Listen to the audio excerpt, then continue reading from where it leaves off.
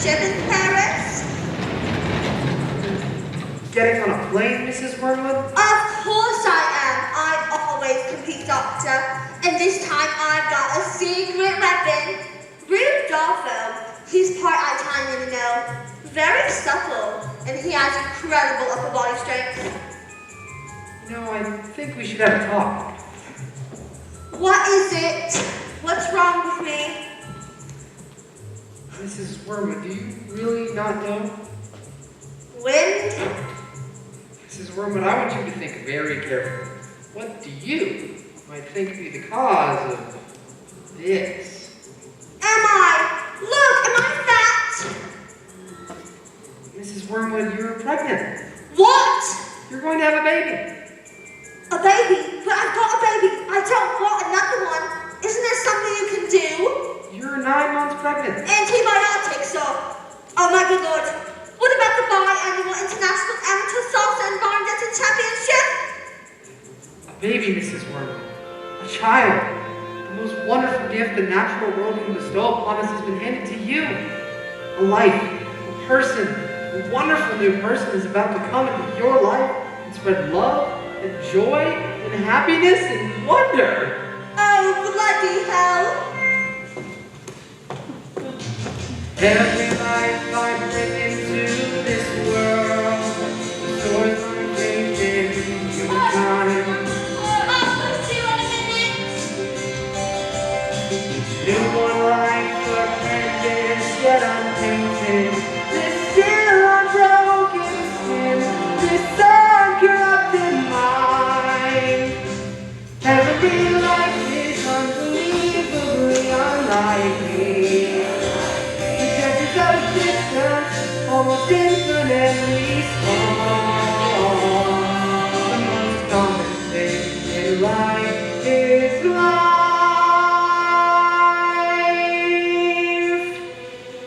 And yet every single life that's a new life is a miracle.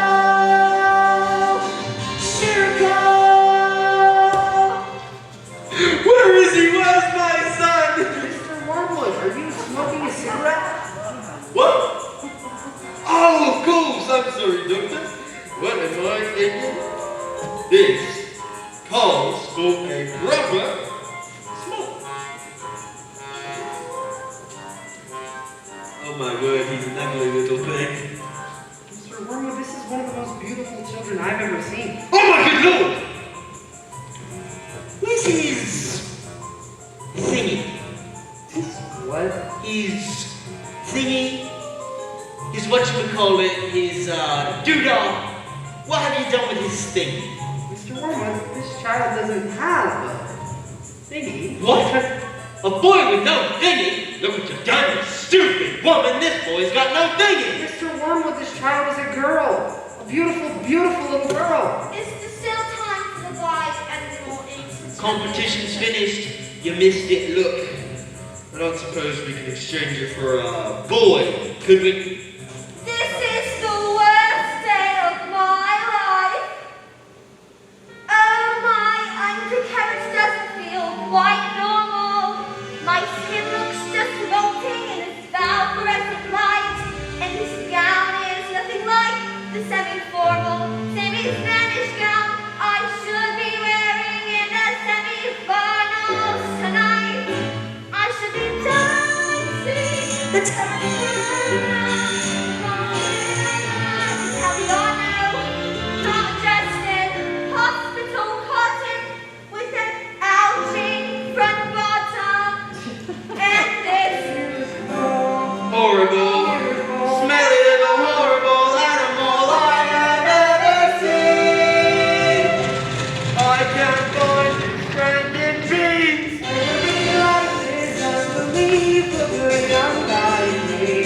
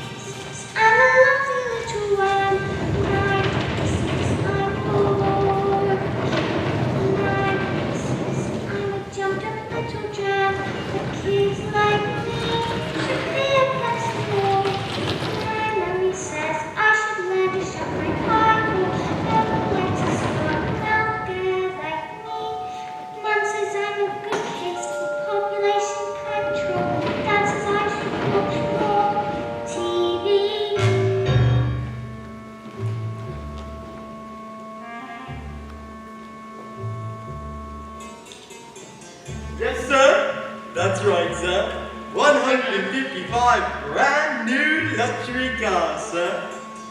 Are they good runners? Let's put it this way, you can beat them in a race. No, sir.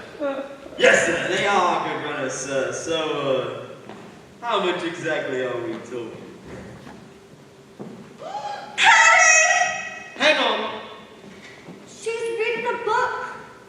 That's not normal for a 5-year-old. I think she might be an idiot. Listen to this. It was the best of times. It was the worst of times. It was the age of wisdom. Stop scaring your mother with that book, boy. I'm a girl. And she keeps trying to tell me stories, Harry. Stories. Who wants stories? I mean, it's not normal for a girl to be out thinking. I'm gonna call you straight back.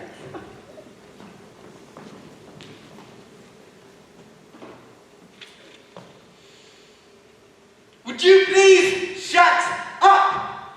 I'm trying to pull off the biggest business deal of my life, but I have to listen to this. You know, it's your fault.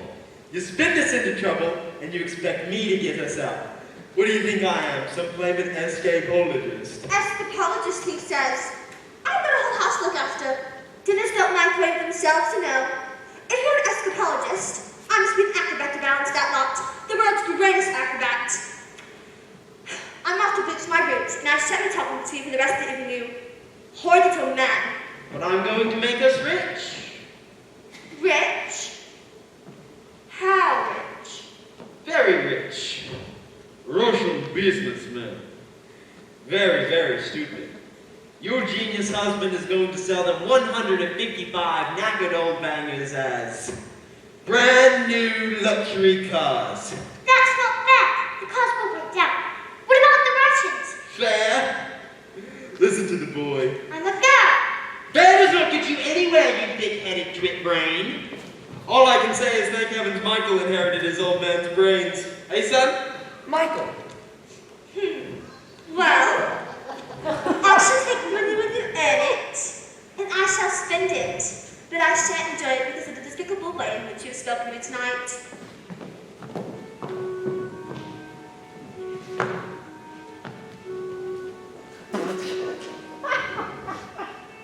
This is your fault.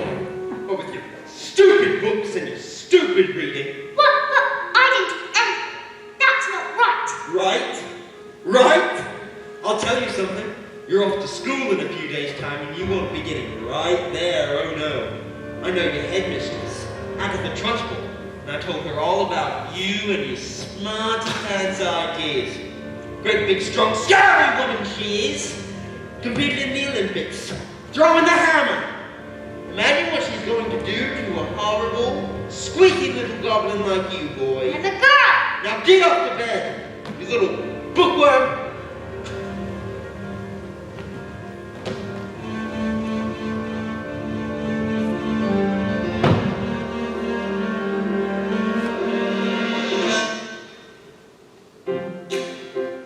Jack and Jill went up the hill to bed to pay the water. Silly say the subsequent door was inevitable. They now stood a chance they were written that way. Innocent victims of their story. Romeo and Juliet. 'Twas written in the stars before they even met. That the love and fate and the touch of humility will prepare for living happily. The endings will often a little bit boring. I wonder why they did just change their story. What we have to do with told but surely. Sometimes you have to be a little bit naughty. Just because you find that life's not fair doesn't mean that you just have to grin and bear it. If you all take the chin and promise me nothing will change. Even if you're little, you can do a lot. You must invent a little thing like little snow you. If you surround and get on top of you, might go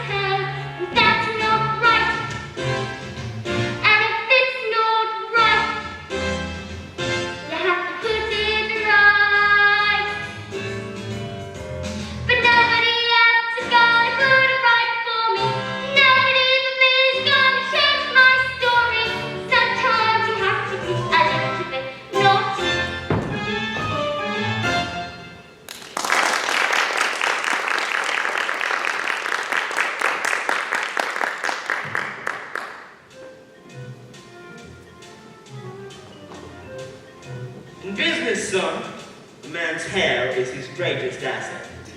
Good hair means a good brain. Now, the secret to my success in business is... Secrets. Yes, son. Secret. The secret to my success in business is this. Oil of violets hair tonic for men. Stand back, son. Your old man's going to work.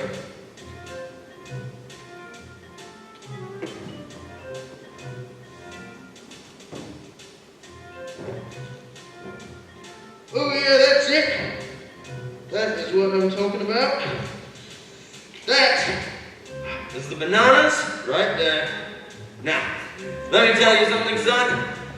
A man in business simply cannot fail to get noticed when he looks like this. Secrets. Your hair, it's green. Good Lord, woman, have you started already? It's not even 8:30. My hair's green. What on earth did you do that for?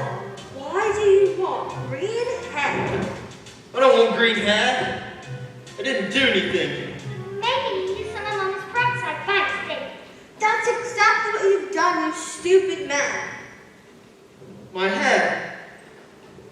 My lovely hair. Oh my good Lord. I've got my deal today, the Russians. What am I going to do? I know what you could do. What is it? What can I do? You pretend you're an elf. Yeah, that's it. I pretend I'm a... What are you talking about, you fool? This boy's a loon. Mom, would you like to hear a story? Don't be disgusting. Go on, creep back to that library or something. The sooner you're locked up in school, the better.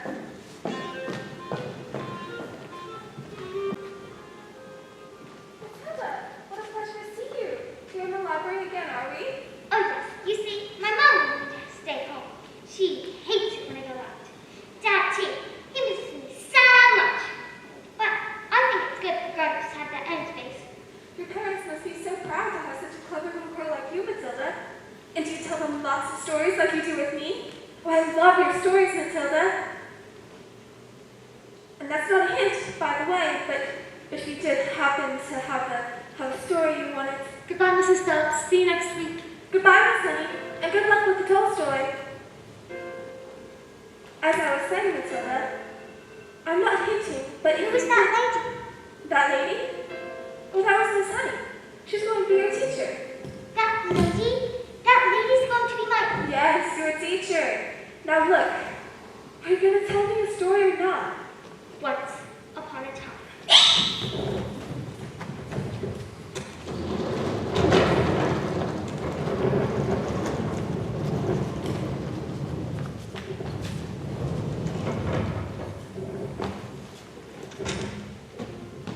Once upon a time, the two greatest circus performers in the world. An escapologist who could escape from any law that was ever invented, and an actor who was so skilled it seemed as if she could actually fly. Fell in love and got married. They were so skilled that people would come from miles around. Kings, queens, celebrities, and astronauts. But not only to see their skill, but to see their love for each other.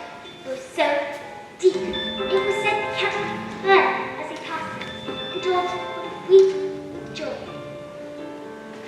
They moved into a beautiful old house at the edge of town, and in the evenings they would walk and take in the air, and the children of the town would wait in anticipation, hoping for a glimpse of the shining bright sky that the acrobats always wore. For then they knew they only had to cry, "Tricks! Tricks!" and the great performers would instantly oblige with the most spectacular show just for them.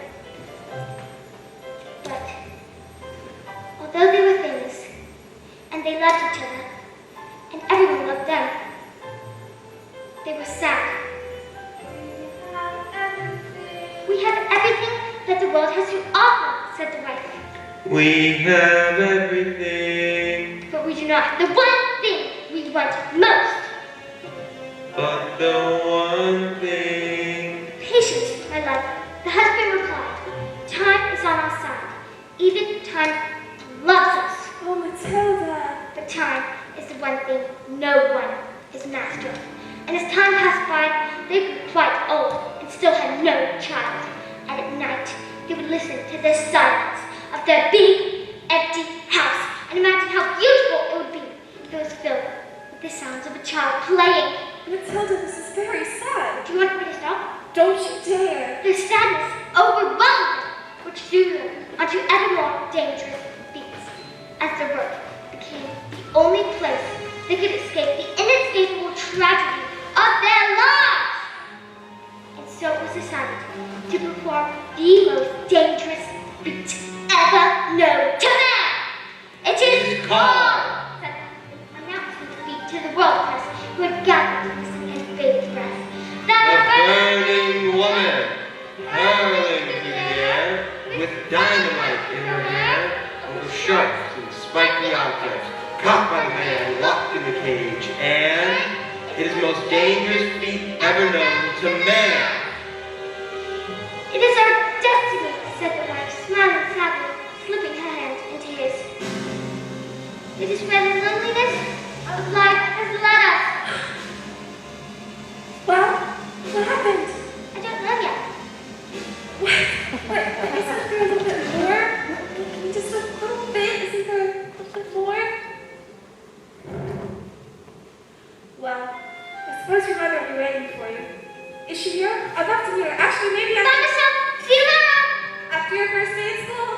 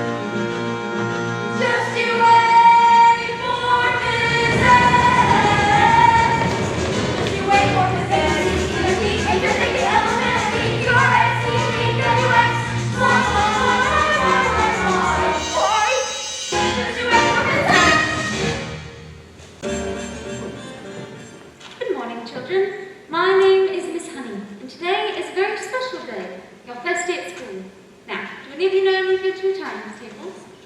Wonderful. Matilda, isn't it? Please, stand and do as much as you can. 1 times 2 is 2, 2 times 2 is 4, 3 times 2 is 6, 4 times 2 is 8, 5 times 2 is 10, 6 times 2 is 12, 7 times 2 is 14, 8 times 2 is 16, 9 times 2 is 18, 10 times 2 is 20, 11 times 2 is 22, 12 times 2 is 24, Oh my word, that is weird. 13 times 2 is 26, 14 times 2 is 28, 15 times 2 is 30, 16 times 2 is... Stop, good heavens. How far can you go? I don't know. Quite a long way, I think. Do you think you could tell me what 2 times 28 is? 56. Well, yes, that's very... How about this? Now, this is much harder, so don't worry if you don't get it, but 2 times 487. If you took your time... 974. 12 sevens. 84. Let's take a break from maths for the time being and focus on reading. Can anyone read this? Me, please. Very well, Nigel.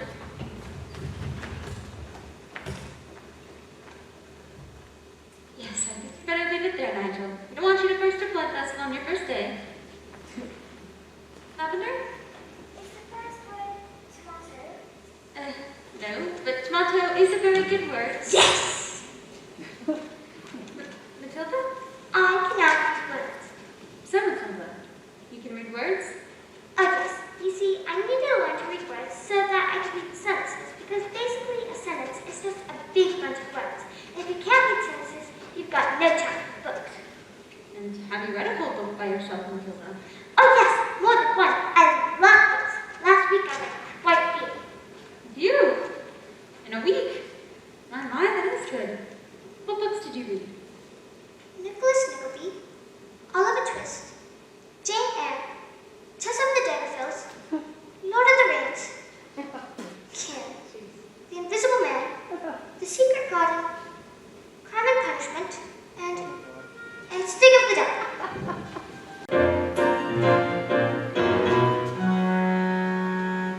Knock on the door, Jenny. Just knock on the door. Don't be pathetic. Knock on the door, Jenny. There's nothing to fear. You're being pathetic. It's just a door. You've seen one before. Just knock on the door. You're trying to hide. Standing outside. It was always like a little girl. It's just pathetic.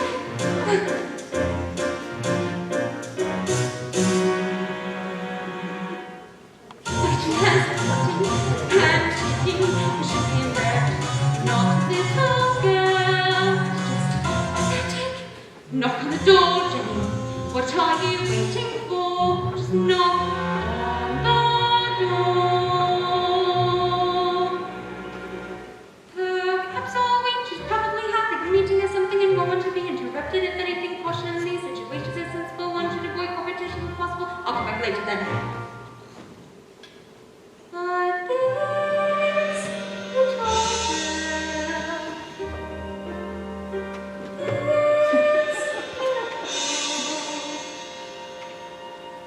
knock on the door, Jenny. Just knock on the door. Don't be pathetic.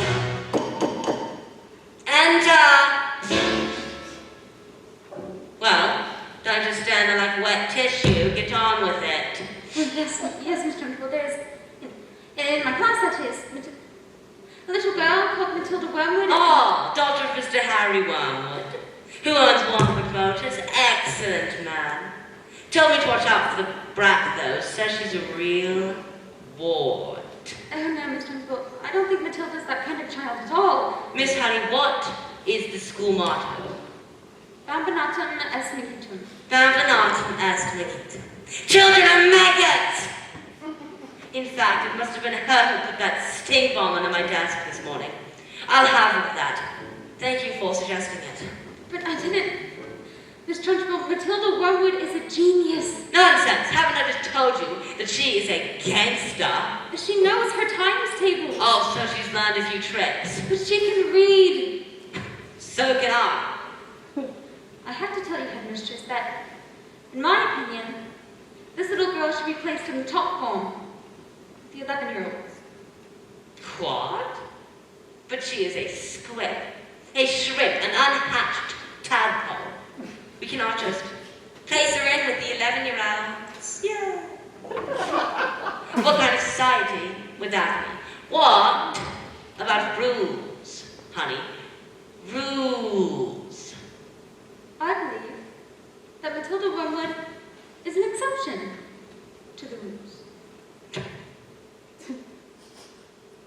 An exception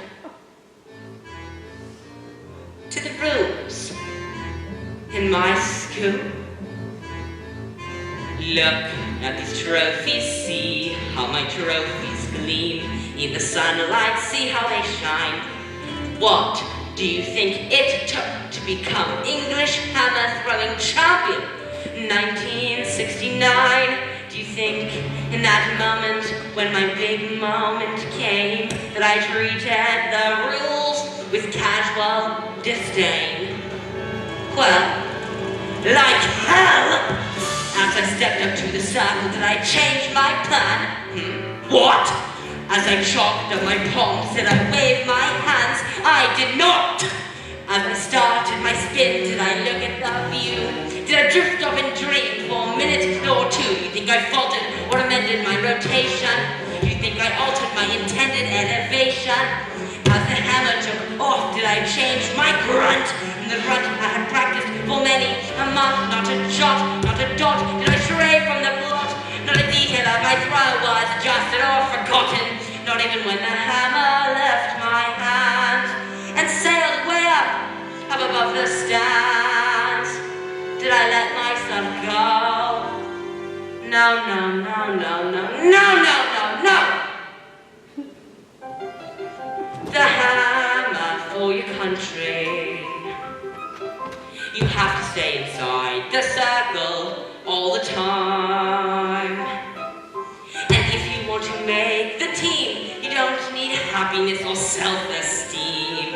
You just need to keep your feet inside the line. Sing, children, 2, 3, 4. If you want to throw the hammer for your country, you have to stay inside the circle all the time. And if you want to teach success, you don't need sympathy or tenderness. You have to force the little squid to toe the line. Now sing, Jenny. If you want to know.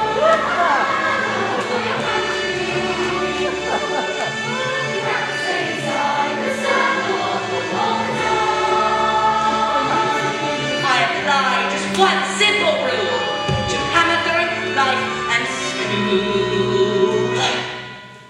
Life's a ball, so learn to throw it. Find the valley line and tow it. And always keep your feet inside the line. Now get out.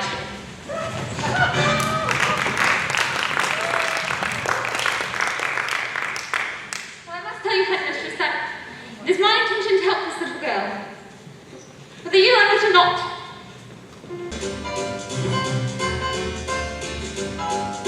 Stupid, nasty, stinking, slimy, great big question asking. How dare they speak to me like that? Who the hell do they think they are? Flippin', filthy, stupid Russians. Oh, don't tell me we're not rich. It's the mileage. They took one look at the mileage on the first car and said that these cars were knackered. I told them, I said, the reason why the mileage is so high is a manufacturing mistake. Is that true? Of course it's not true. So you lied. Of course I And they lied. didn't believe you. Of course they didn't believe me. I've got green hair! I've got hair. And what's this? Another flaming book. What's wrong with the telly? She's got no respect, that one. It's all books and stories. No, it's a lovely book. Honestly, you should read it. I'm sure you will. Lovely? Usually I think you're lovely.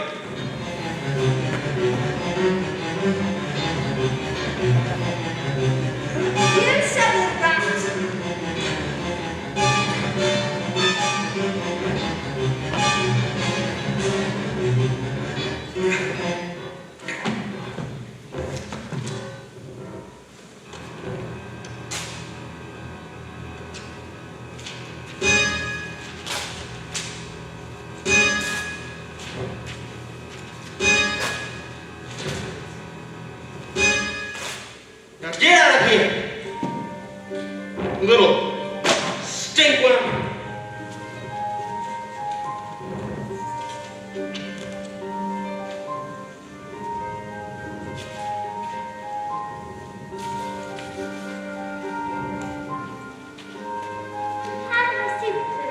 It's in the cupboard. And while you're at it, why don't you glue your stupid book to your stupid head?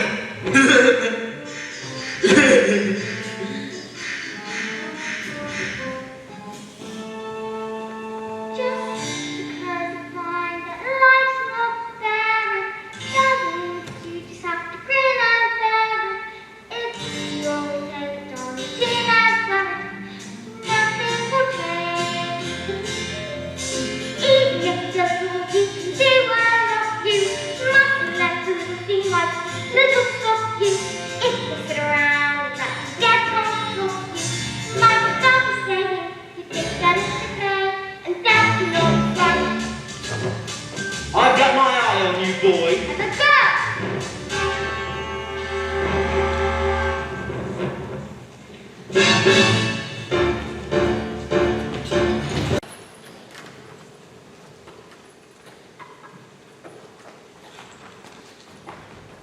So, can I ask you a question? Do all those brains in your head give you a headache? I mean, start to hurt or squished in there? No, it's fine. I think they just fit. Right, well, I better hang around just in case. If they start to squish out your ears, you're going to need help. I'm Lavender, by the way. I think it's for the best of her best friends. Help me! Someone poured a whole can of trouble onto Trunchbull's staff. She sat down when she got up and Nippers stayed stuck to the seat. Someone told her I did it, but I never, and now she's after me. That's not fair. That's not fair at all.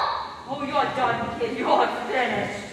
Once Agatha Trunchbull decides I'm guilty, you'll squid! Yesterday, she saw Julie's wrinkle eating a licorice all sort during science. She just picked him up and tossed him out and threw him out the window. Don't listen to them. That didn't happen. They're just trying to scare us. Oh, Matilda, they're saying she's gonna put me in choking. What's choking? They say it's a cupboard in her office that she throws children into. They say she's lined up with spikes and nails and bits of breaking glass. Taste your scent if you haven't been good. Made of spikes and wood, and it isn't wide enough to sit. And even if you could, there are nails on the bottom, so you wish to step. When the hinges creak and the door is closed, you cannot see squat. Not the end of your nose. When you scream, you don't know if the sound came out or if the scream in your head even reached your mouth.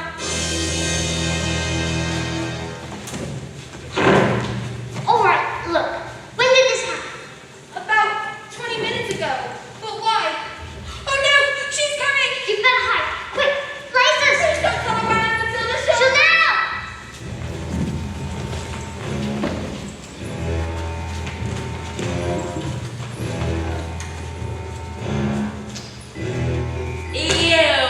You separating spleen. Where is the maggot known as Nigel?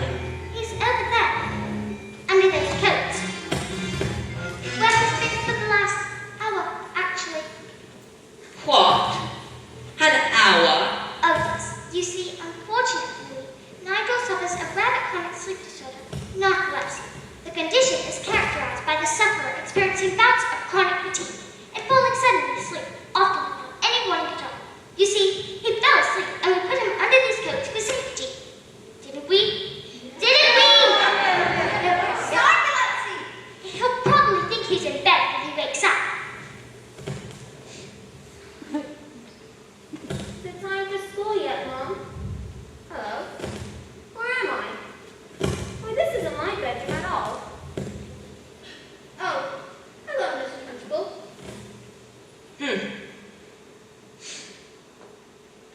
Amanda Thrift. Yes, Mr. Principal. What have I told you about wearing pigtails? I hate pigtails. But my mommy likes them.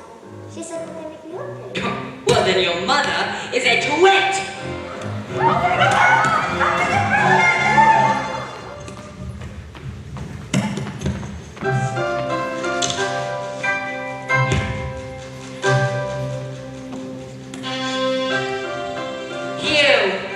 What is your name? Matilda. Matilda Wormwood. Well, Wormwood, you have just made a very big mistake. Jessie will know she's my best friend.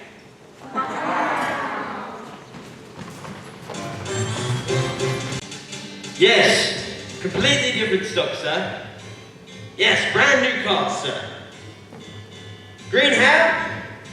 Oh yeah, it was, National Green Hair Day. A celebration of all the wonderful green things in the world, like lettuce and snot.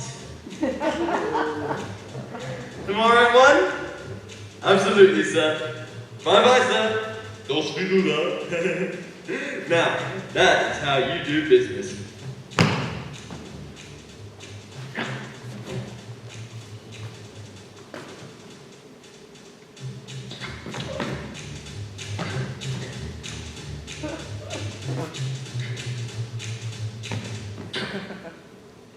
I'm gonna leave this on. It looks like rain.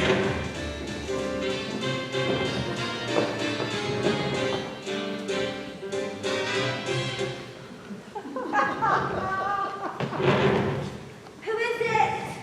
Yes, hello. My name is Miss Honey, Matilda's teacher. Bit busy right now. It will only take a moment. All right, come in if you must. This is Rodolfo, my dance partner. It's nothing like that. We're rehearsing. Ciao. Ah, parla italiano? Bene. Ciao Rodolfo, piacere. Come stai? What? What is this, babe? You got interruptions due to my energy flow. What is it, Miss Chubby? It's Miss Honey. Well, as you know, Matilda's in the bottom class, and children in the bottom class aren't really expected to read. Well, stop her reading then. Lord knows we've tried. Oh, I'm in the zone, doll. I can feel it in my hips. Don't waste this. I'm not in favor of girls getting on clever pants, Miss Hussey. Girls should be thinking about hair dye and makeup. Looks are more important than books. You chose books. I chose looks. Beg your pardon? Babes, I'm on fire here, please. But Matilda can calculate complicated figures in her head in an instant. Well, calculate this. Oh, fantastico! Her mind is incredible. With a little help from us, she can... Mind? Her mind? You really don't know anything, do you? Somewhere along the way, my dear, you've made an awful error. You oughtn't blame yourself now. Come along.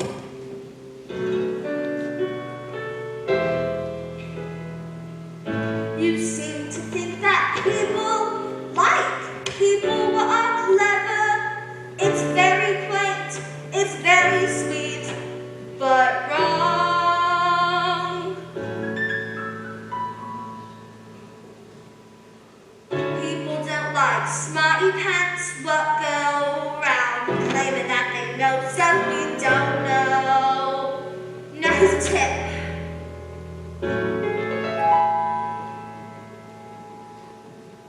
What you know matters less than the volume with which what you don't know is expressed. Content has never been less important, so you have got to be loud, loud, loud. Girl, you got to learn to stand up and stick out from the crowd. A little less flat, a lot more heel. A little less fat, a lot more feel.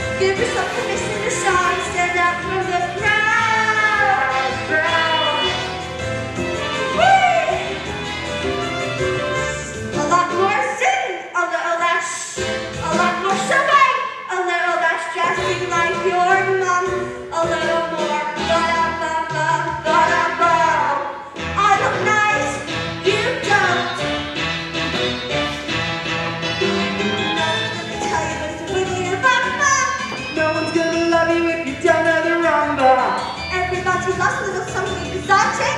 But learning a language is over the top. It doesn't really matter if you don't know much.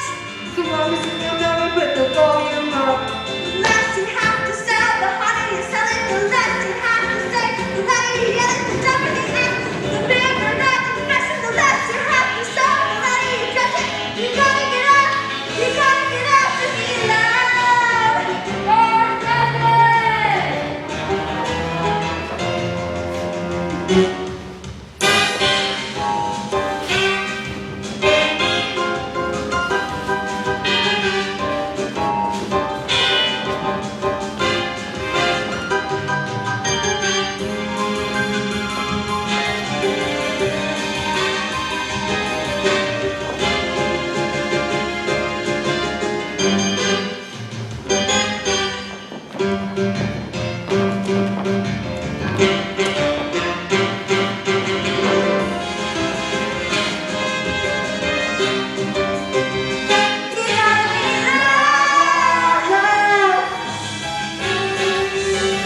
Stand up from the crowd.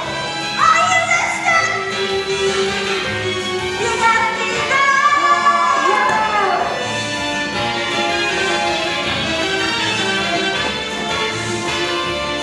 Think you're clever, whatever. Loud, loud, loud, loud,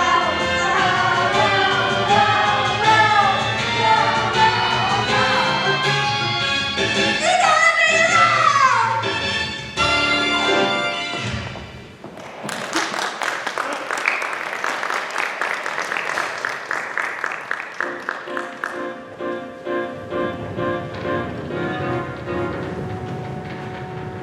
Stop being pathetic, Jenny. Just get on your feet.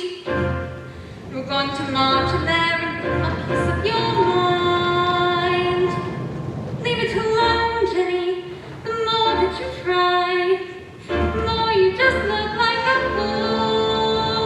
This is not your problem. You've not got the spine. You are a teacher. Just go back to school. But this little girl, this miracle, she seems not to know that she's special at all. What sort of teacher would I be if I let this little girl fall? I can see this little girl needs somebody strong to fight by her side.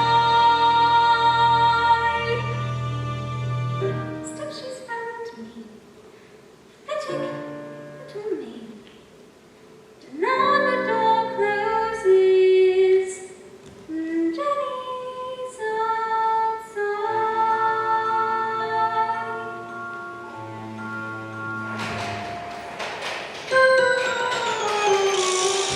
Instead, a great day arrived. It was like the entire world had gathered to see the burning woman hurling through the air with dynamite in her hair, over sharks and spiky objects caught by the man locked in the cage.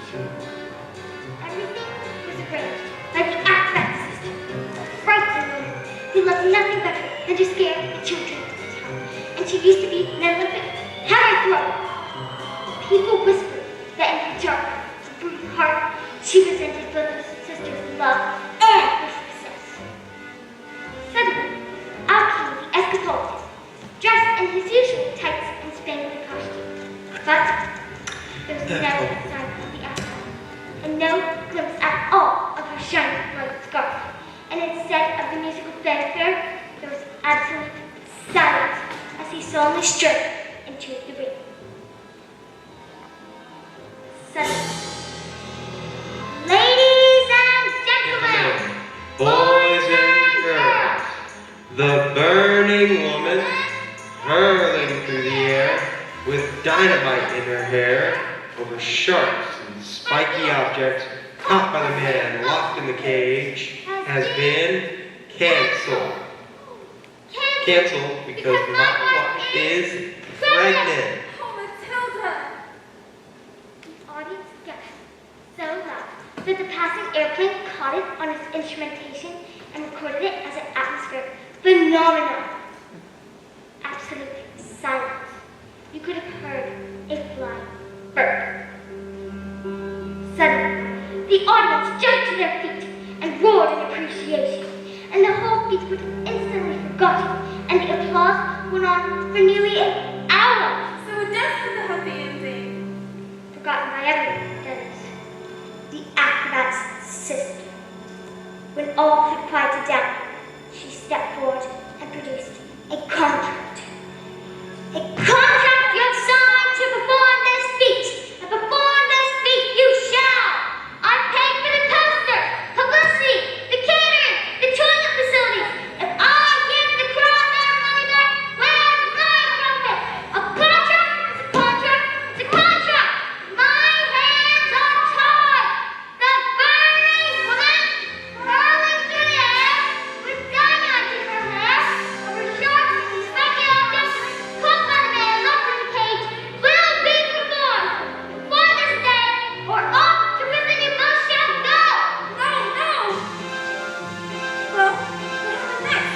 I don't know yet. I'll tell you tomorrow. I don't think my nerves will make it till tomorrow. Mrs. Phelps, are you crying? Maybe I shouldn't tell you anything. Oh no, Matilda, we must find out how it ends. And I'm not crying because it's sad, it's just that I wanted that child so very much. It must be wonderful for a child to be so wanted.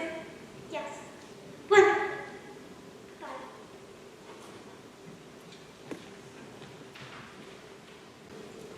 Matilda, can I speak to you, please? I'm afraid I've not been too successful in getting others to recognize your abilities.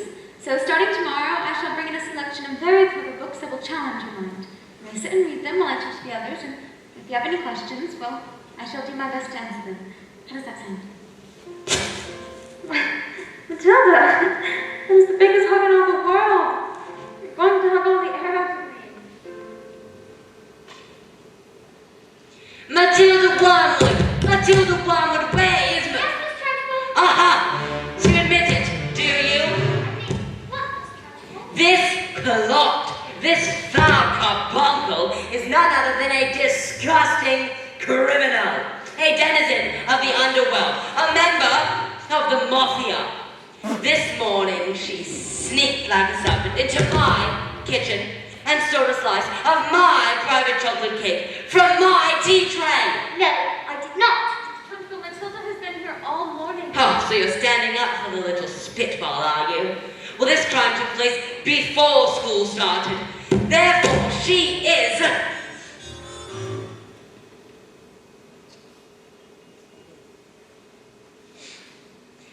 guilty! Oh, all right. Look, I stole the cake. And honestly, I was really, definitely, sort of, almost thinking about owning up, maybe. But the thing was, I was having a lot of trouble with my belly. You see, the Trunchbull's cake was so good that I scoffed it down quick. And now, it was beginning to fight back. Oops. See? I'm not guilty. I didn't do anything. You are guilty because you are a fiend, and I shall crush you. I shall pound you. I shall consign you to the seventh circle of hell, child. You shall be destroyed. It was the biggest birthday I'd ever done. The biggest birthday I ever heard. The biggest birthday I ever heard of. It was like the entire world went silent for that birth to exist. As a huge cloud of chocolatey gas wafted from my mouth, drifting across the class. Past Alice, past Lavender, past Matilda, and then my great big beautiful chocolatey boat, which now seemed to have a mind of its own, what was full into the face of the Trunchbull.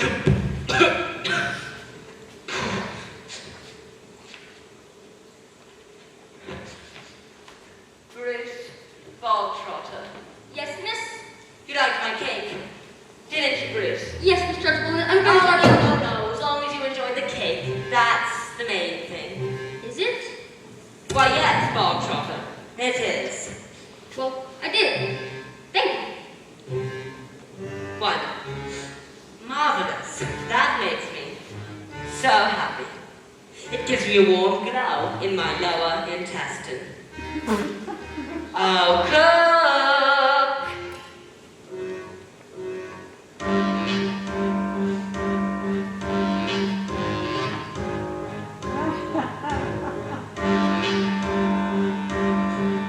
Well, what's the matter, dog trotter? Lost your appetite? Well, yes, I'm full. No, you're not full. I will tell you when you're full, and I say that criminals like you are not full unless they've eaten the entire cake. No, but you haven't got time for Bud to eat. But he can't eat it all.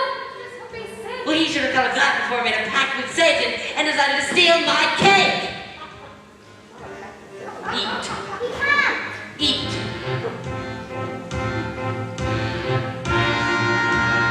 Eat. Or even two, Bruce. Recognize what's even you, Bruce. Have to admit, between your hits, there's not a lot of difference in size. He can't, I surely can't go man, Bruce. He might as well, he's quite a last minute everybody. It's not even a fantastic one there to go.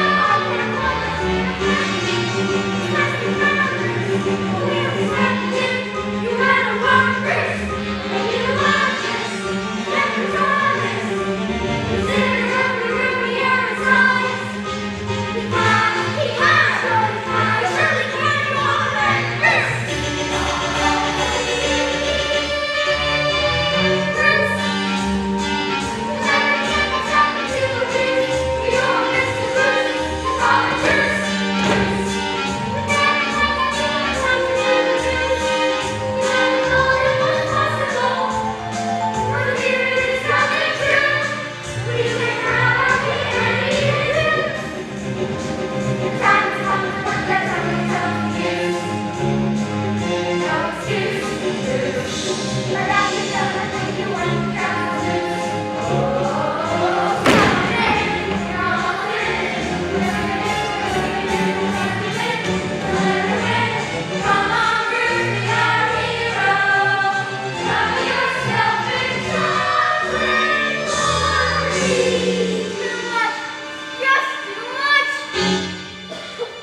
Silence!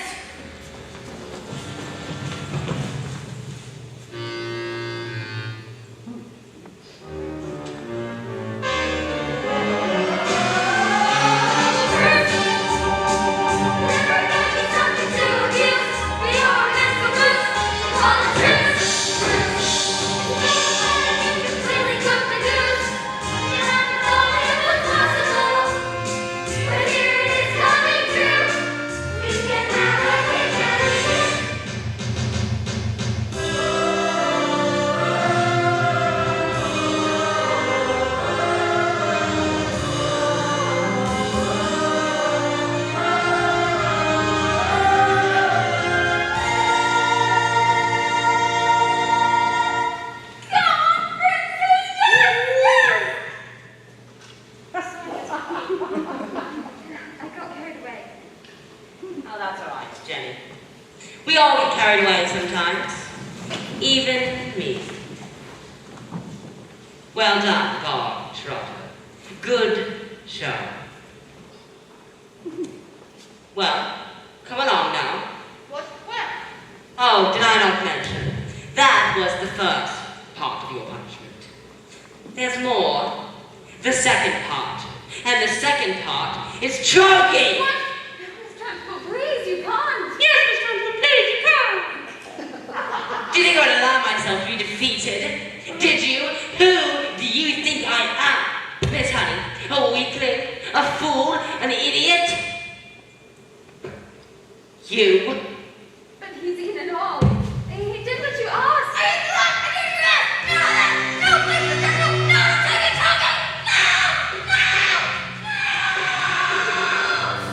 That's not right!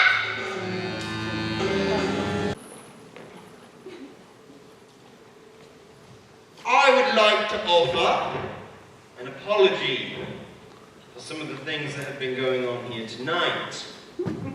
They're not good things, they're not right things, and I would like to state guarantorically that we do not want any children that might be here tonight watching this to go home and try these things out for themselves. I am, of course, talking about reading books. It's not normal for kids to behave in this fashion.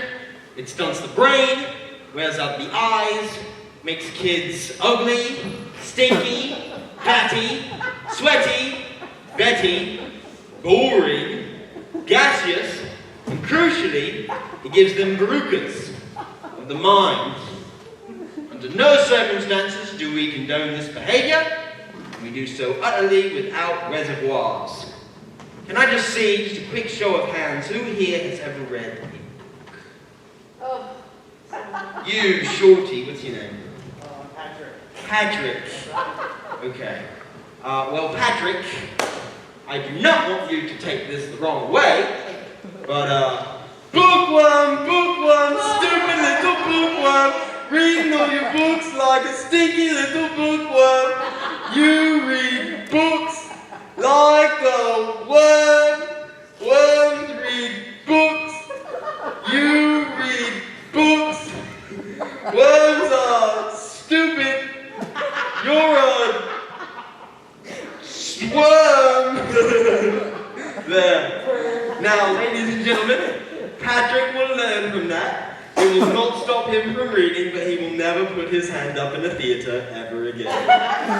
And now, ladies and gentlemen, may I present to you today the pinnacle of our achievement as a species, the very reason we even bothered evolving out of unicorns in the first place. Somewhere on a show, I heard that a picture tells 1,000 words. So Teddy, if you bother to take a look, is the equivalent of like, lots of books. All I know I learned from Teddy, this big beautiful box of facts. If you know a thing already, baby, you can switch the channel over just like that.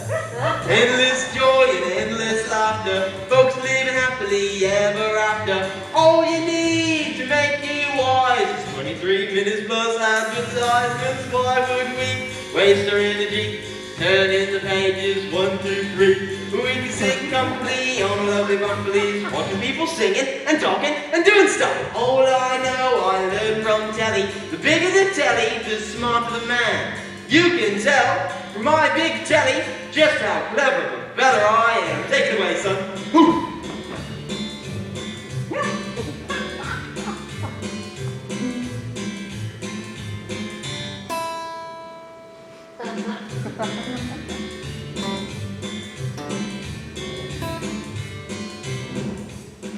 You can't learn that from a stupid book.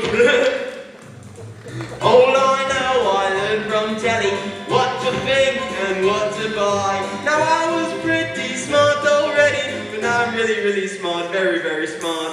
Endless content, endless channels, endless chat on endless panels. All you need to fill your muffin without having to really think or nothing. Why would we waste our energy trying to work out Ulysses? We can sit happily on a lovely balcony, watching slightly famous people talking to really famous people. All I know I learned from telly. The bigger the telly, the smarter the man. You can tell from my big telly just how clever and better I am. Who the Dickens is Charles Dickens? Mary Shelley, ooh, she sounds smelly. Charlotte Bronte, do not want it. Jane Austen, the cook of Boston. James Joyce, so he doesn't sound nice. Ian McEwan, ooh, he likes spewing. William Shakespeare, Moby Dick. Easy, Grandma! All together now! All I know I learned from telly. Yeah. The bigger the telly, the smarter man. You can tell from my big telly what a very clever fella I am.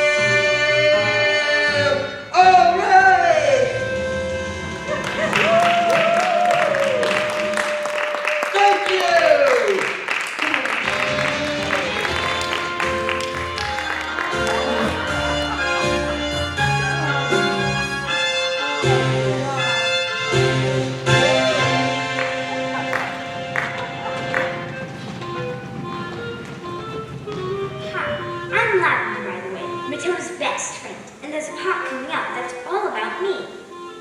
Well, not exactly about me, but I play a big part, but I'm not going to tell you what happens because I don't want to spoil it for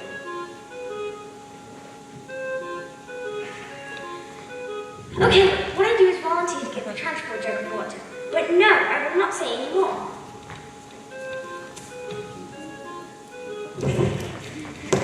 Well, on the way back I find a newt. A newt is like a really ugly lizard that lives in water. But no, I don't want to spoil it.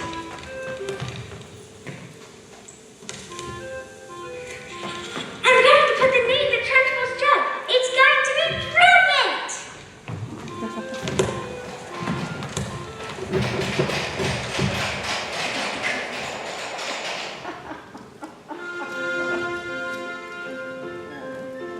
When I grow up, I will be tall enough to reach the branches that you have to reach to climb the trees you get to climb when you're grown up. When I grow up, I will be smart enough to answer all the questions that you need to know the answers to before you're grown up. And when I grow up, I will have sweets every day on the way to work, and I will go to bed late every night. And I will wake up when the sun comes up, and I will watch cartoons until my eyes go swell, and I will play 'cause I'll be all grown up when I grow up.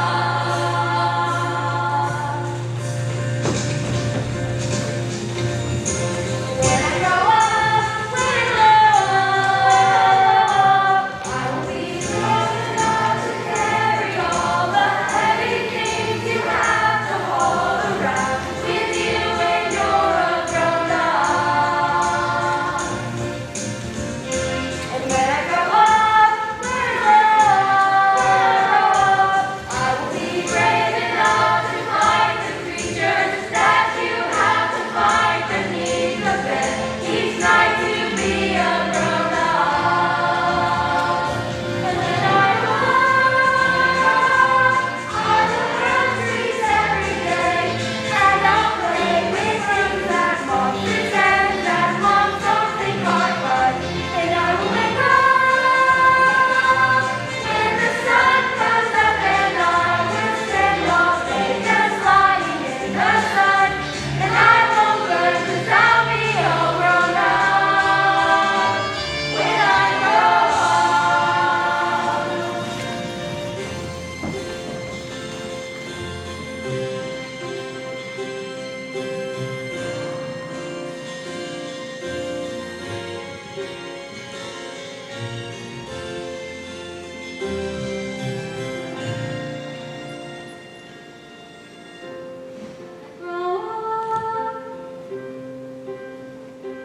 I will be brave enough to fight the creatures that you have to fight beneath the bed each night to be a grown up. When I grow Just up, because life's not fair doesn't mean trees have to grin and bear it. If you always take a strong chin and grab it, nothing will change. Just because I find myself in this story doesn't mean that everything is written for me. Even if the end is fixed already, I might stop and say it and think that it's okay. And that's not right. Matilda, how lovely to see you. Are you enjoying school? Oh yes, bits of it. Mrs. Phelps, where is the ribbon section? What? Well, we don't have a revenge section. Why? Is there a child at school who's behaving like a bully? Oh, not a child, sir. Matilda, are you sure something? Do you want to hear the next part of the story? Story? Did you say story? Did you? Matilda, what are we waiting for?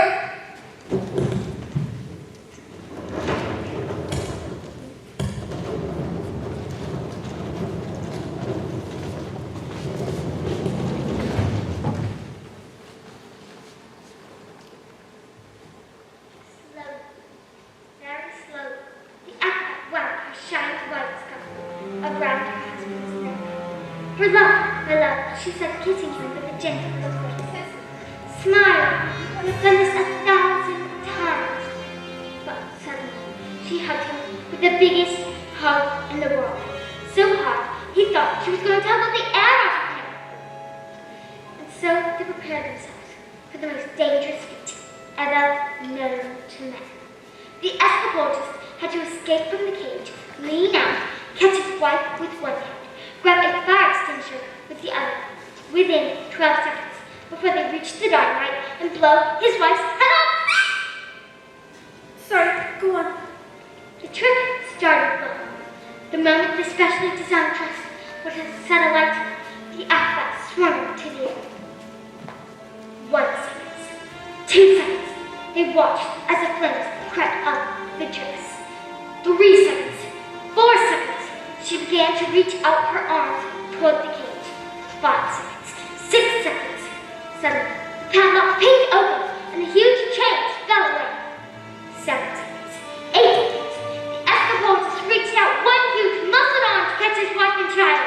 9 seconds, 10 seconds, 11 seconds, and the dress had covered and foam before they could both be blown to pieces. Hooray! So it does have a happy ending after all. No, No. no. Maybe it was a thought for the child. Maybe it was the nerve. But the escapolist used just a touch too much foam, and the hands began slipping. And she fell. No. Was she okay? Did she survive? She broke every feather in her body, except for the ones at the ends of her little finger. She did manage to live long enough to have their child, but the effort was too great. Love our little girl, she said. Love our daughter with all your heart. She's all we ever wanted. Everything. She is our everything. And then she died. And then things got worse. Worse? Oh no, it sounds like it can't get worse. I'm afraid they did, because the escapolist was so kind that never for 1 second did he blame the evil sister for what had happened. He asked her to move in with him, but she was nothing but cruel to the little girl, making her wash, iron, cook, and clean, and beating her if she did a thing wrong. But all was his secret, so that the escapolist never suspected a thing. So the poor little girl grew up the meanest, cruelest, horriblest aunt you could possibly imagine. Let's call the police. Mrs. Phelps, it's just a story. What? Oh yes, you're right. I'm so sorry. Matilda, you're so smart. Your parents must have think they won the lottery having a child like you. Oh yeah, they do. They're always saying that sometimes. They say, Matilda, you are so smart. You're like winning the lottery. Yeah, I'd better go.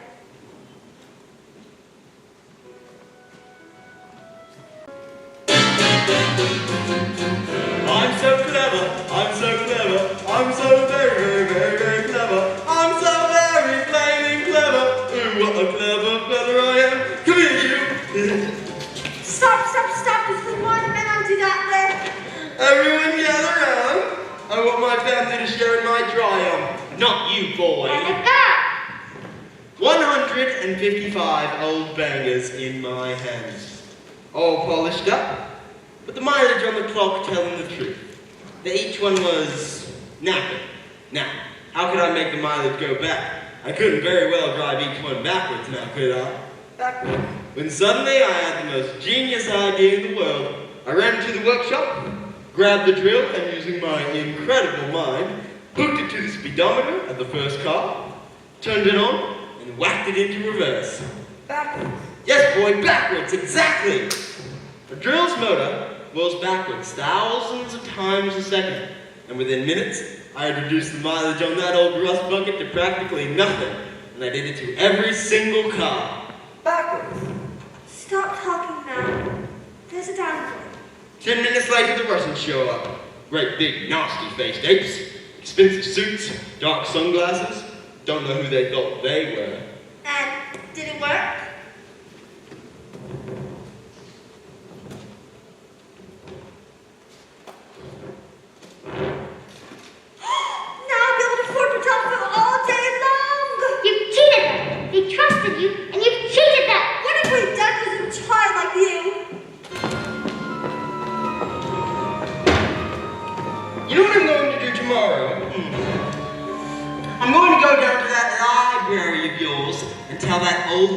you're never to be let in again. What?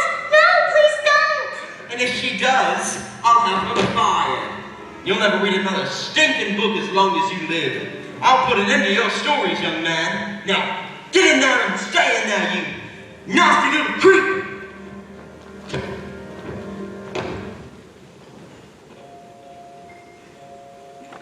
At night, the Escobar's daughter cried herself to sleep, alone in her room. And she never said a word, as she didn't want to cause a fuss. This only encouraged the woman to greater cruelties, until one day she exploded. You are useless, filthy, nasty little creep! And she beat her and threw her into a dank, dark, dusty cellar, locked the door, and went out. But that day, the Escobar just happened to come home early, and when he heard the sound of his daughter's tears, he smashed the door open.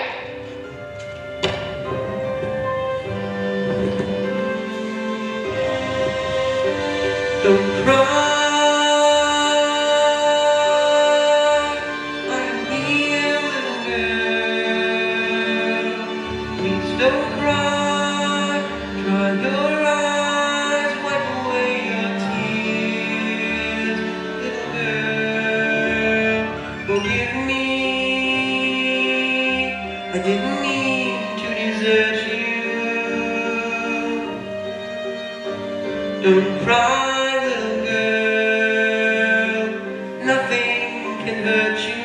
Nothing to fear.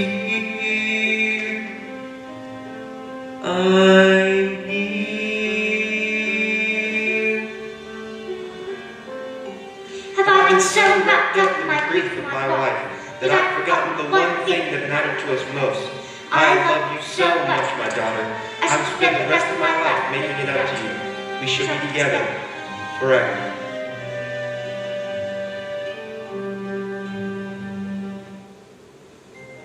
Don't cry, Daddy. I'm alright, Daddy. Please don't cry here. Let me wipe away your tears. Forgive me. Daddy, forgive me. I didn't mean to desert you. I want to upset you. Please, Daddy, Don't cry. Nothing by my side, I have nothing to fear. I'm here.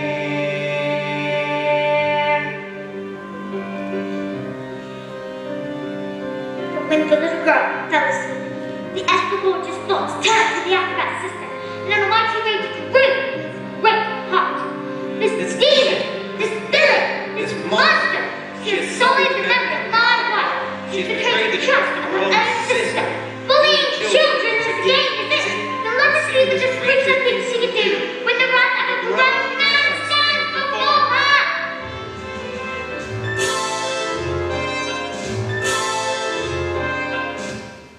But that was the last the little girl ever saw of her father.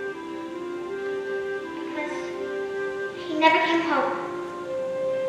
Ever again. I've got you those books we spoke about. What are you doing with those books, woman?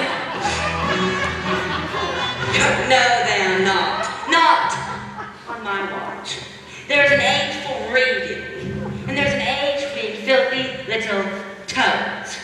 These are toads. Aren't you, Bob Trotter? Yes, Miss Trunchbull. Yes, Miss Trunchbull. Only Bob Trotter here is now a good toad. Sit. It has become clear to me, Miss Honey, that you have no idea what you are doing. You believe in books and stories and happiness and fluffiness. That is not teaching. To teach the child, we must first break the child.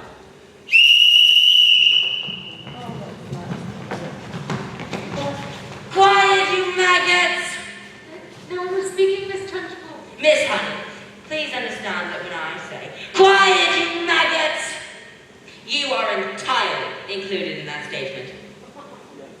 Where is my jug of water? There is Trunchbull. Stupid girl. Look at you. Flabby. Disgusting! Revolting! Revolting, I say! You know, I think it's time we toughened you all up with a little bit of phys ed. The scooter plate has started creaking. Quiet, maggots, I'm speaking!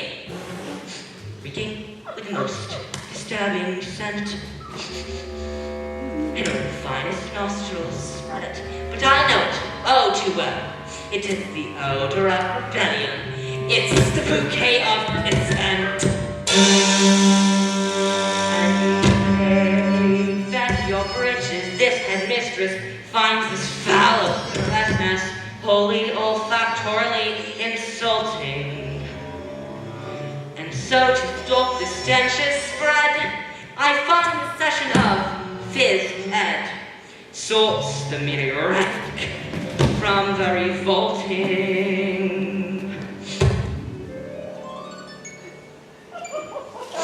Smell of rebellion comes out in the sweat, and phys ed will get you sweating, and it won't be long before I smell the pong of aiding and abetting.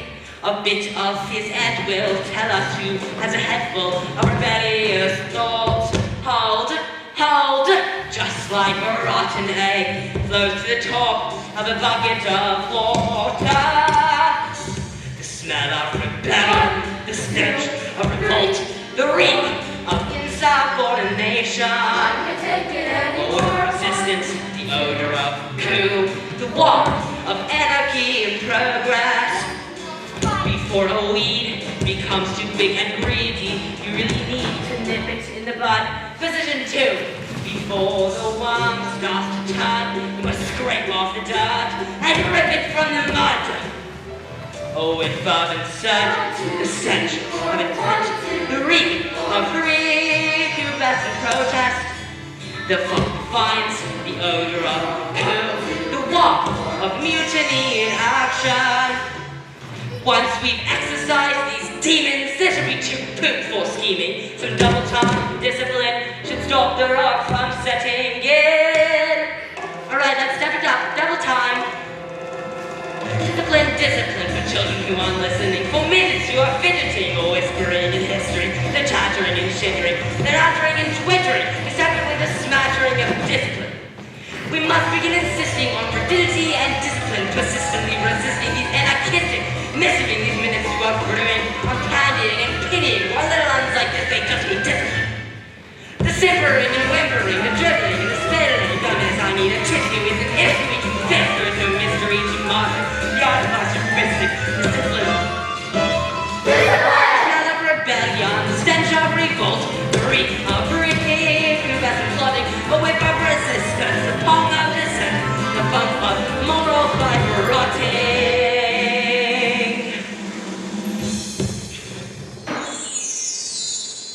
Imagine a world with no children. Close your eyes and just dream. Imagine, come on, try it. The peace and the quiet, a bubbling stream. Now imagine a woods with a cottage. And inside that cottage we find a dwarf called Zeke, a carnival freak who can fold paper hats with his mind. And he says, don't let them steal your horses. Don't let them throw them away. No, no, no. If you find your way through, they'll be waiting for you, singing, nay,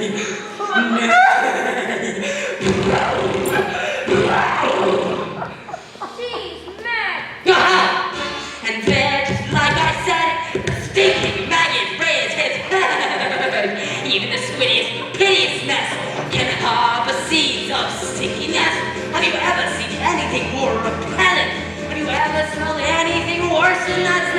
rebellion, the stench of revolt, the reek of insubordination, a whiff of resistance, the pong of dissent. And I will not stop till you are squashed, till this rebellion is squashed, till glorious sweaty discipline has washed this sickening stench. Sorry.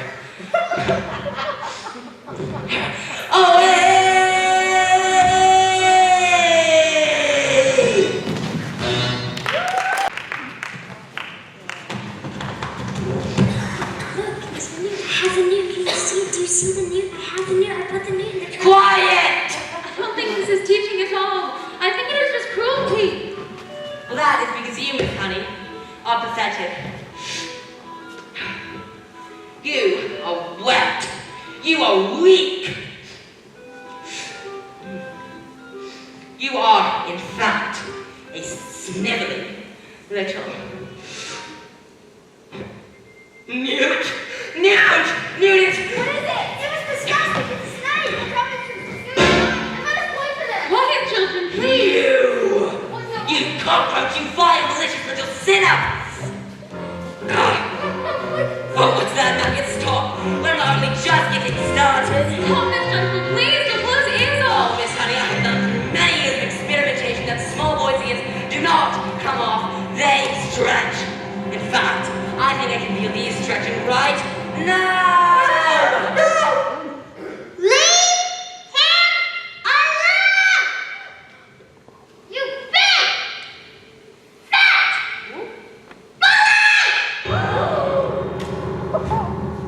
How dare you? You are not fit to be in the school. You ought to be in prison, in the deepest, darkest, dankest prison. I shall have you wheeled out, strapped to a trolley, with a muzzle over your mouth. I shall crush you. I shall pound you. I shall dissect you, madam. And all of these disgusting little slugs shall You had wanted to lie up about how when I say red, but sound as in the way, never red means the same thing in your head as red means in my head when someone says red. And how if we are traveling at the speed of light, and we're holding light, that light would still travel away from us. At the full speed of light, which was right in our way. But I'm trying to say, I'm not sure, but I wonder if inside my head, I'm not just a bit different from some of my friends. These answers that come into my mind are fitting. These stories delivered to me fully written. But when everyone shouts, they seem to like shouting. The noise in my head is incredibly loud.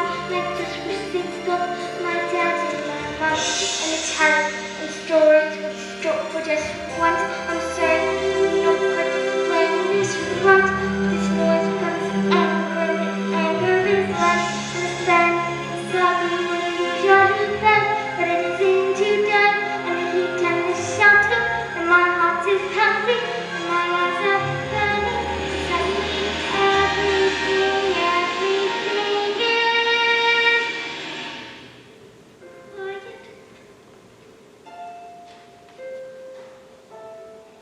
Like silence, but not really silent.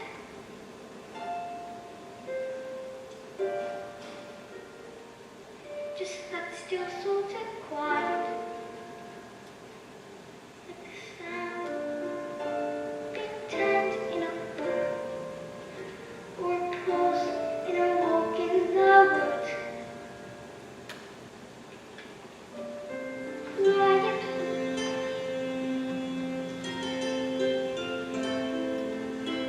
Like silence, but not really silent.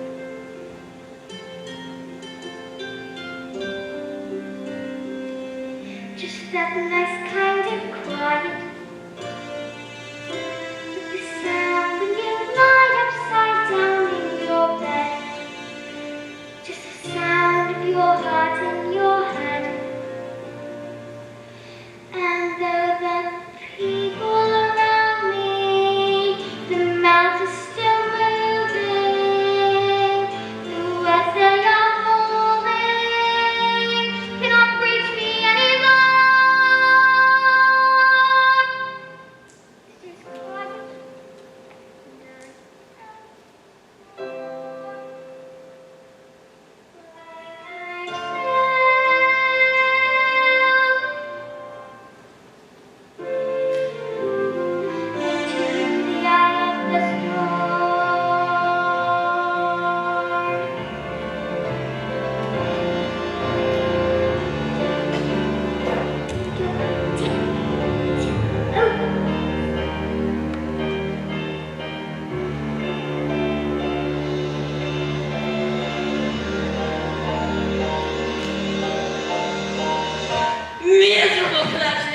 excuses for children.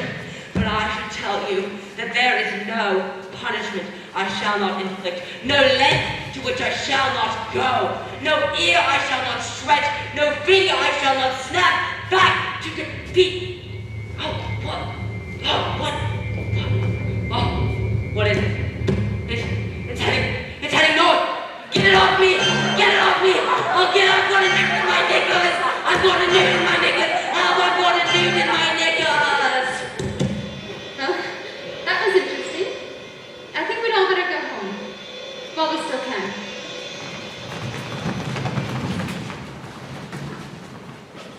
Matilda? What? Matilda, I think it'd be wise. Please. I moved it with my eyes. Am I strange? How do you fancy a nice cup of tea?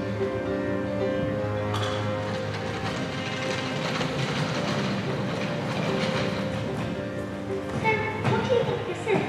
This thing with my eyes. Perhaps a no, Matilda.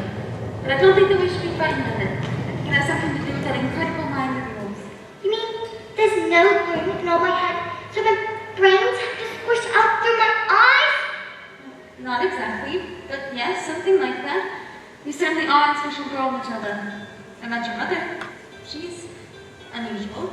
What about your father? Is he proud to have a daughter as clever as you? Oh yeah, he's very proud. He's very, very, very proud. He's always saying that. He says, Matilda, I'm so proud to have a daughter as clever as... That's not what he says, Miss Honey. He calls me a liar and a cheat and a nasty little creep. I see. Well, here we are. Home sweet home. Are you poor? Yes, yes I am. Very. Don't they pay teachers very much? Well, they don't actually, but I am poorer than most because of other reasons. You see, I used to live with my aunt, but one day I was out walking and I came across this old shed. I fell completely in love with it. I ran to the farmer and begged him to let me move in. He thought I was mad, but he agreed, and I've lived here ever since. But, Miss Honey, you can't live in a shed. I'm not strong like you, Matilda. You see, my father died when I was young. Magnus was his name. He was very kind. But when he was gone, my aunt became my little guardian. She was mean and cruel like you could hardly imagine. And when I got my job as a teacher, she presented me with a bill for looking after me all those years. She'd written everything down. Every tea bag, every electricity bill, every tin of beans. She made me sign a contract promising to pay her back every penny. Did he really do that, Magnus? Did he really just give her his house? I don't know. But I find it hard to believe. Just like I find it hard to believe that he would have killed himself. Which is what she said happened. Don't you think she did it business, honey? No. All I know is that years of being bullied by that woman made me more pathetic. I was trapped. That's why you live here. Smooth keeps me dry when the rain falls. This door helps to keep the cold at bay. On this floor I can stand on my own 2 feet.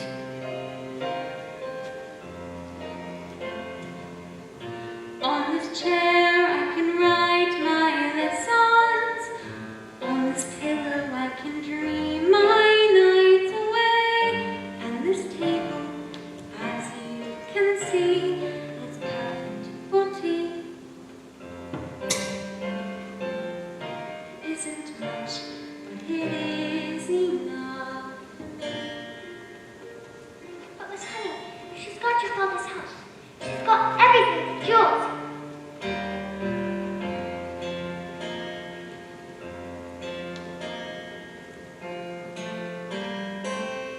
On these walls I have wonderful pictures. Through this window I can watch the seasons change. By this lamp I can I am set free. And when it's cold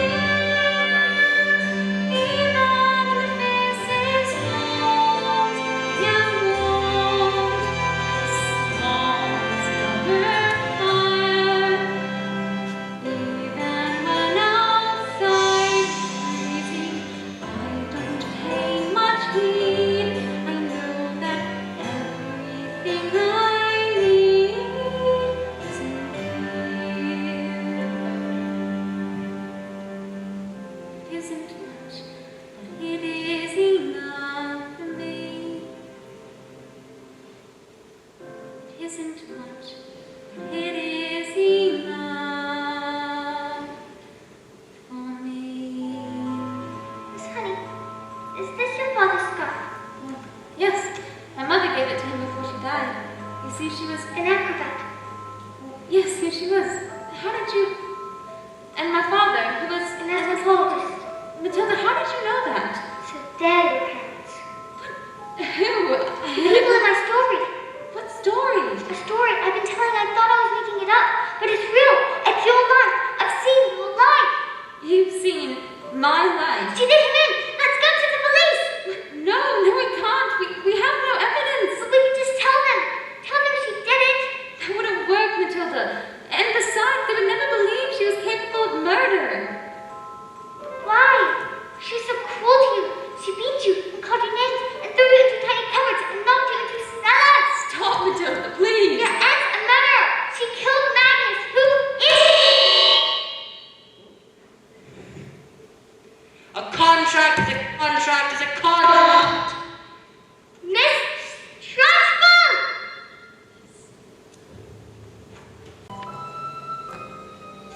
You see, children, in this world there are two types of human being. The winners and the losers. I am a winner. I play by the rules and I win.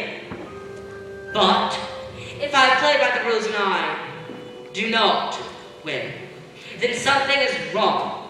Something is not working. And when something is not working, you put it right, even if it screams. What are you looking at?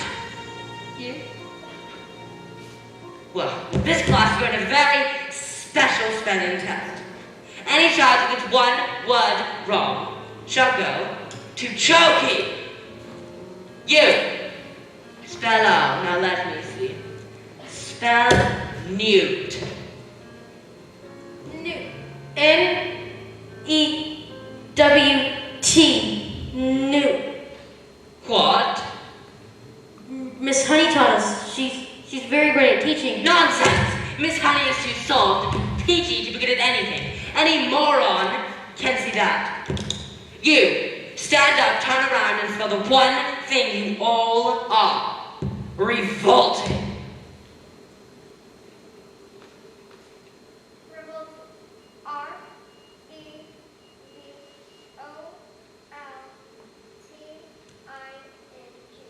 Revolt. You're cheating! She's not cheating. She's simply spelling the word. Nonsense! These little specks of dust are not that clever. They are words! I taught them, that's all.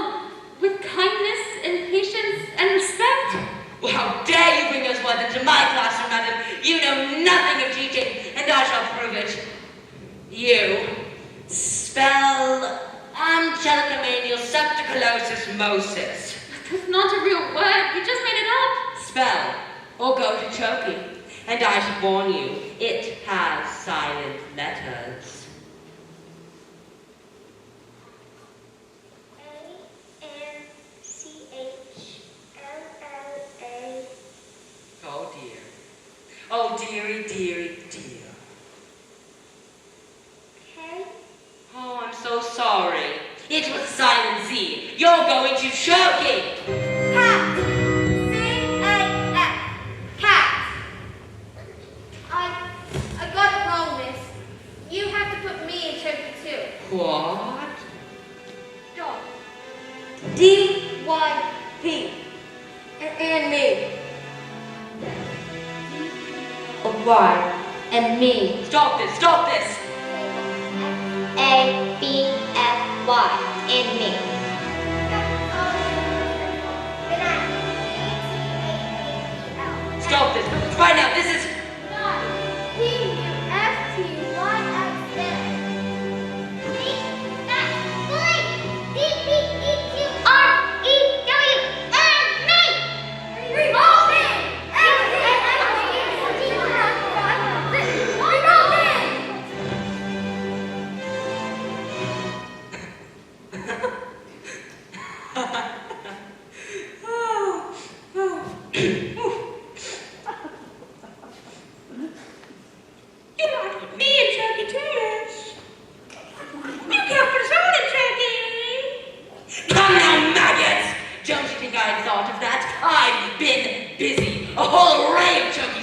each and every one of you. And now that a little spelling test is over, I can see that each and every one of you has failed.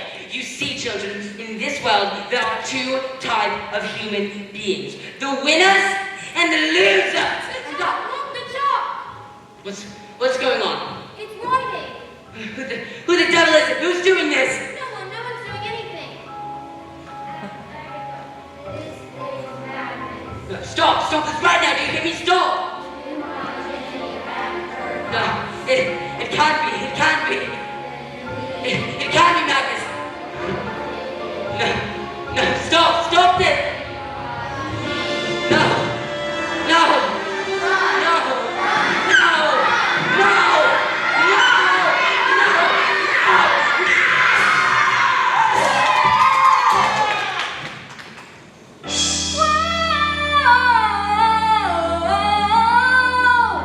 Never again will she get the best of me.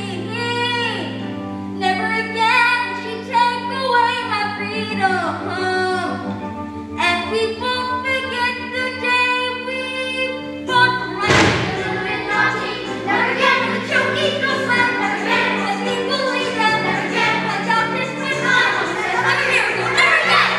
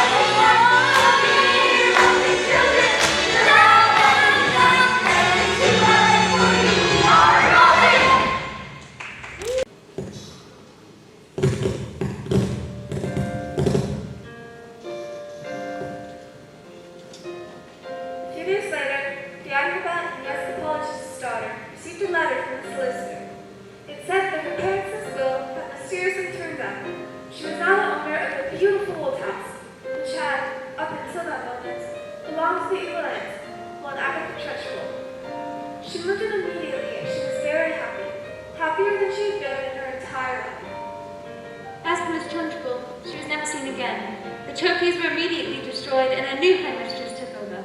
And her name was Miss Honey. And it was often said that it was the best school in all the land. Do you know something else? Matilda was never again able to move things with her eyes. I thought perhaps it was because her mind was being challenged. But she said she no longer had need of superpowers. And sometimes I would look at Matilda, this little girl who had done so much to help others, but who was stuck with parents who were mean and cruel and called her names. And I would feel my blood boil. And I would wish that I could just do something. So, this is the end. I wish so much that I could tell you that the story has a happy ending. I wish so much that I could tell you that Matilda got the love she deserved. But perhaps the truth is, not all stories have happy endings.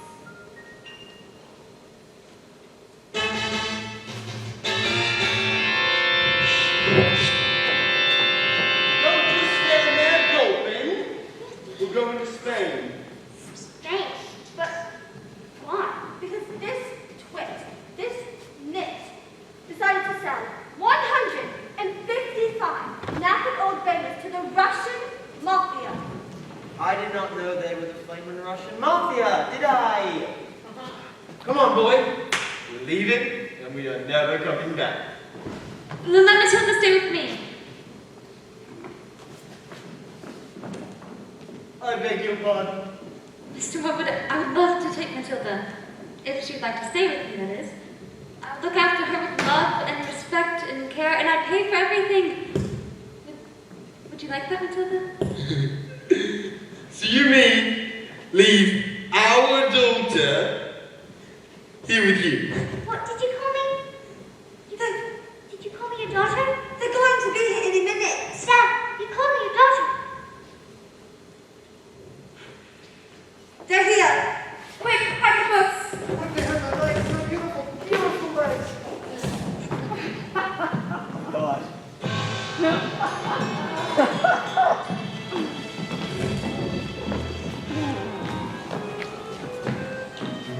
You are the woman's daughter.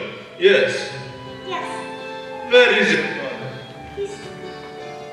I don't know. The Workman is a stupid man. And being stupid, he assumed I was stupid too. And that is a very, very stupid and rude thing to do. Yes. I'm afraid my father is quite rude and very, very stupid. You know this. At least there is one clever one in the family. What's your name, little girl? Matilda. I like you, Matilda. You seem smart. Sadly, in my line of work, I don't get often to meet smart people like you. The people I deal with, their thinking is all backwards. Backwards.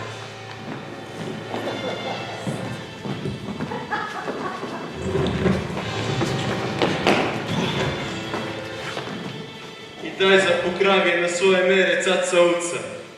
Da, prijatno poznakomit se sekunde vaškoj. Спасибо. Это тоже приятно. Познакомиться с вами. Ti govoriš по-руски? Не так хорошо, как вы. Мне хотелось и так красивый язык. Стараться, изучать. Его тоже. Matilda, who taught you how to speak Russian? Well, I taught myself, I suppose. I was reading Dr. Ratby, and I thought it would be better to read it in the language it's written in. I'm Sergey. It is truly an honor to meet you, Matilda Woolmood.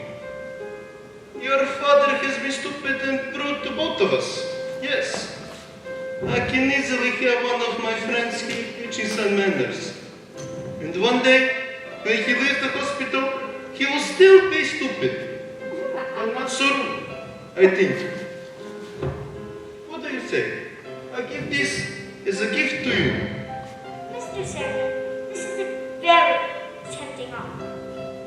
But I am his daughter, and he is my father. I think I've had enough revenge for now.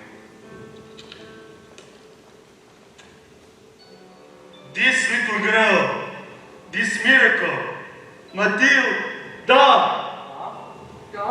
Да. Не! Что ты делаешь? Я думал, ты сказал да. Матилда! Я сказал Матилда! Что с вами сегодня?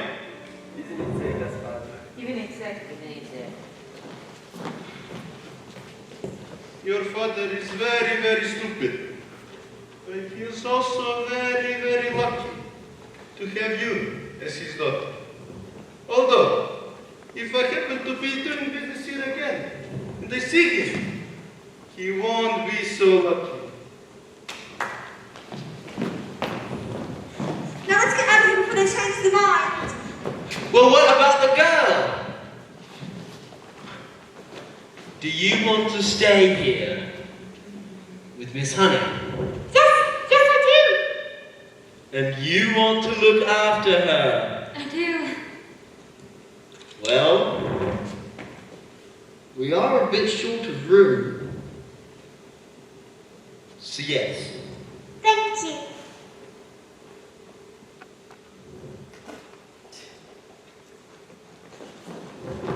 And Matilda leapt into Miss Honey's arms, And hugged her. and Miss Honey looked her back. And they hardly noticed as the Warblades and Rudolpho, sped away into the distance. Because they had found each other.